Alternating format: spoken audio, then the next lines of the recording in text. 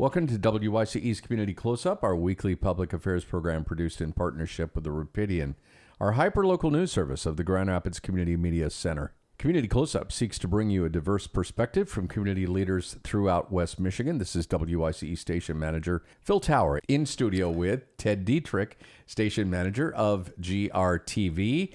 It is kind of a unique experience to sit down with a team member and leader here at the Grand Rapids Community Media Center, but I promised Ted I would go easy on him.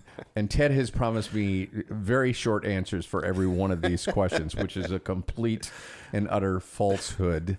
Ted, it's great to first of all, do an overview of GRTV because I think a lot of people know about GRTV, but may not know that it's here in the Grand Rapids Community Media Center, just down the hallway from WYCE. It's been here this is the 29th year for us inside the Community Media Center. But GRTV goes back over 40 years, right? Yeah. We started 1980 was when we were incorporated. Our first broadcast was in 1981. So, yeah, I can give you the overview of GRTV. We're a public access television station. A lot of people don't necessarily even know what that is, even though we've been around for a long time. Public access is a free speech platform.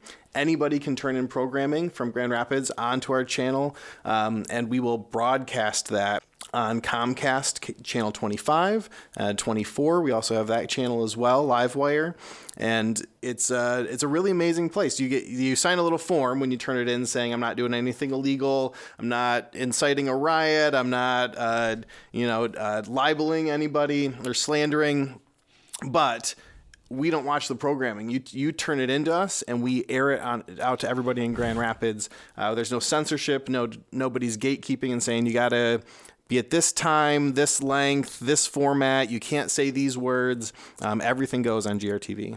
And GRTV, which was originally incorporated as Grand Rapids Cable Access Center, used to be located in the Grand Rapids Public Library, main branch, basement. But in their bomb shelter, their nuclear bomb shelter. But the bomb shelter, that's right. And I was really fortunate in the late 80s to do some programming for GRTV. When everybody watched cable. That was a predominant way to watch TV. And I think, Ted, it's important to remind people, GRTV was born out of the first cable agreement in the city of Grand Rapids. So the city of Grand Rapids got cable TV. This is hard to imagine. Late 70s, 1980, somewhere around that? Yeah, 78, I think. So then a public access channel or channels were born out of that, and they're known as PEG channels, public access, education, and government. So GRTV exists today as a public access channel, as you said, and really primarily a free speech platform. Tough question. Why is that still important today? Yeah, I think there's a lot of people conflate YouTube and this public access usage as kind of like this online version of public access. I think what we're seeing now, in particular the last few years, is a lot of these online platforms that claim to be free speech, right? Twitter, or now X, YouTube, Facebook.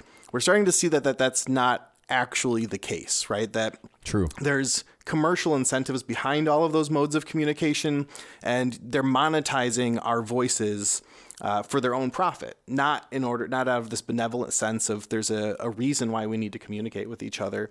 And so public access is really this vanguard in communication that preserves the ability for people to communicate with each other, especially in their local communities, in a free and barrier-free-less way where you can make the content you want to make. It doesn't have to appease any board members. It doesn't have to fit a format that gets the most views or the most likes. It doesn't have to be, constantly virtually engaging the most possible people. It has to be important to you and important for you to share with your community. And that's the only barrier that we have is like, can you make it and share it with us? And that freedom of expression is still incredibly important. And like I said, poignant today, we're seeing such restrictions on these so-called free speech platforms online.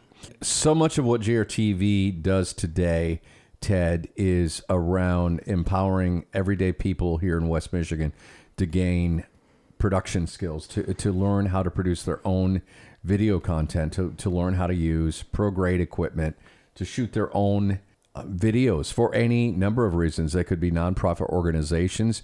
GRTV is really built on a membership and access model. And I'd like you to talk about that because it's really a core principle of the Grand Rapids Community Media Center.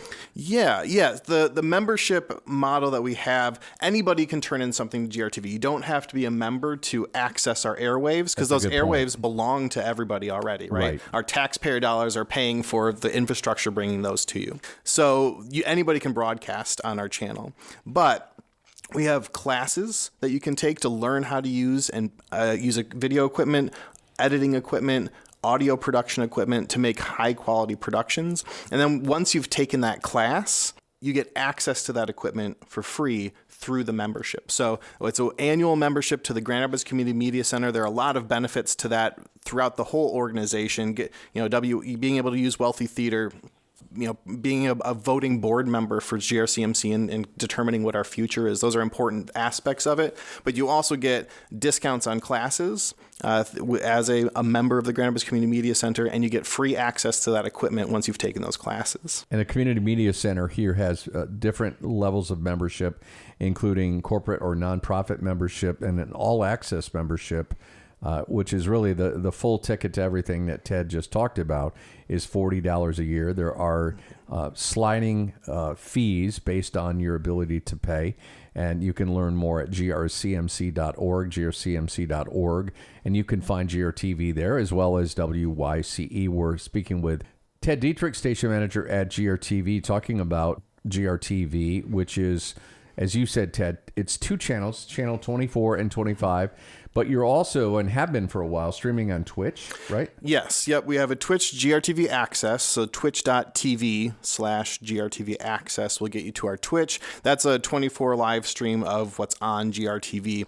We also have a GRTV app. So it's on Roku, it's on Fire TV, and it's on other Android devices on the Play Store. You can download GRTV Access app and watch either channel there. There's also video on demand available on the app, so you can find your favorite programs on GRTV and watch those directly. And maybe someday coming to the Apple TV. Perhaps, yeah. One of the things that we can't tell Apple TV is that we aren't going to air adult content because we don't control what goes on our airwaves. The community does, and sometimes there's people who want to swear or people who want to do a burlesque program or arts programming that might be deemed inappropriate for young audiences. And so a free program without that restriction is something that Apple is worried about, children downloading that sort of thing appropriately. But yeah, we'd love it to be on Apple as well. And if you live in the city of Grand Rapids and you still have cable TV through Xfinity primarily, that's channel 24 or 25. If not, you can go to twitch.tv and it's GRTV Access, you said? Yeah. Also on Fire TV and Roku, and maybe someday, possibly Apple TV. I want to talk about the importance of the training and the classes because a lot of folks want to learn media production skills. Maybe they want to produce a program and then turn around and give it to you for airing on GRTV. They may have their own YouTube channel as well, but really, Ted, you and I have seen in the last 10, 15 years, content really needing to be in multiple places, being able to be mobile friendly. But let's talk about that in terms of gaining media production skills. You also have a production team as well if somebody wants to hire your production team to go out and cover an event here in West Michigan. Yeah. Most of our producers do have a YouTube channel. They're turning in programs to GRTV because they want to reach a local audience. YouTube doesn't really have a way to find what's local, to find who in your community is making stuff. And so GRTV is a really great way to connect with local audiences, to become kind of locally famous is people watching GRTV. But yeah, we expect most of our programmers to also be uploading to YouTube or sharing their shorts or their promos on shorter form platforms. So that's a big part of it. But yeah, always increasing your ability to make better programming is a part of what makes channels and producers great. There's you kind of accept when you start making media that your first 10 episodes of a podcast or a show probably aren't going to be your best. They're going to be where you start. You're going to make lots of mistakes, but those are sorts of, we share those experiences with our programmers here, help them take those next steps. When they bring back equipment, we're always asking, what were your sticking points? What are the problems here? Did you have problems with your audio? Can we get a better microphone situation for you? So we have staff that when you check stuff in, you can consult with us, ask us all sorts of questions about production. If you're coming into our edit suites, there's a staff person 10 feet away, where if you get stuck in a program or you don't know where the next button is, or you forgot from the class what you have to do to, save a new project, there's someone right there to help you.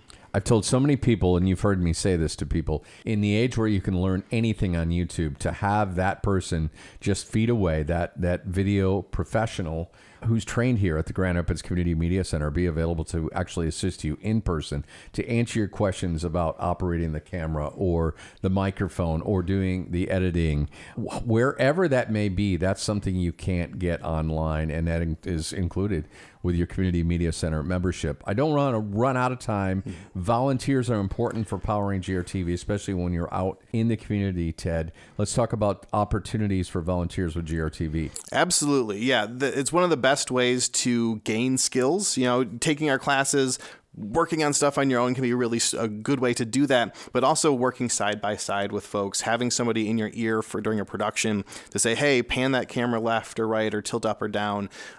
Those are really great experiences. And we really pride ourselves on our volunteer experiences, where it's not a production style pressure where no one's going to yell at you if you don't get your camera right, or, the expectations are that you are a volunteer, you're coming here to learn skills, and it's okay to make mistakes. And so we really embrace that when we do productions, and we need volunteers. So to sign up as a volunteer, grtv.org/volunteers has a sign up sheet there. You can add yourself to our volunteer list. You don't have to have experience. You don't have to have taken our classes to volunteer with us. And then we have monthly opportunities with shows coming up like City Connection, where the mayor comes in and chats with the community. We always need volunteers for that sort of programming. But our big need coming up is actually for WYCE's Jammies. We do a 3-stage live stream during the Jammies of the 18 different bands that are going to be there. We always need volunteers for that. Camera people, directors, assistant directors. We train you on the spot. We provide pizza and food for you, so you don't have to pay the venue prices for that. And it's just a really fun way to experience one of the best music events in Grand Rapids. It sure is. And you can learn more at grtv.org and just look for the volunteer information there. We're speaking with Ted Dietrich, station manager at GRTV here at the Grand Rapids Community Media Center, right down the hall. And you're always welcome to tour the Grand Rapids Community Media Center and GRTV to ask questions.